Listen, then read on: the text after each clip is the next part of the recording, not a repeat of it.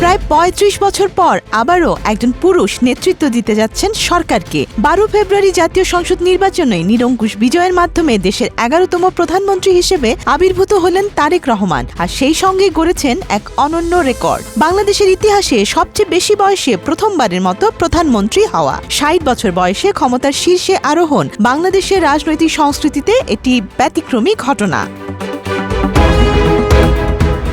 স্বাধীনতার পর থেকে দেখা গেছে সাধারণত ৪৫ থেকে ৫৫ বছরের মধ্যেই নেতারা প্রধানমন্ত্রীর দায়িত্ব নিয়েছেন। সেই ধারা ভেঙে এবার অভিষেক হচ্ছে অপেক্ষাকৃত পরিণত বয়সে এক নেতৃত্বের। স্বাধীন বাংলাদেশের প্রথম প্রধানমন্ত্রী তাজউদ্দিন আহমেদ দায়িত্ব নিয়েছিলেন মাত্র ৪৬ বছর বয়সে। ১৯৭২ সালে শেখ মুজিবুর রহমান প্রধানমন্ত্রীর দায়িত্ব নেন ৫২ বছর বয়সে। ৯০-এর দশকে সংসদীয় গণতন্ত্র পুনঃপ্রতিষ্ঠার পর খালেদা জিয়া ১৯৯১ সালে প্রথমবার প্রধানমন্ত্রী হন ৪৬ বছর বয়সে, আর শেখ হাসিনা ১৯৯৬ সালে দায়িত্ব নেন ৪৯ বছর বয়সে। সেই তুলনায় ৬০ বছর বয়সে প্রথমবার সরকার প্রধান হওয়া নিঃসন্দেহে এক ঐতিহাসিক মাইলফলক।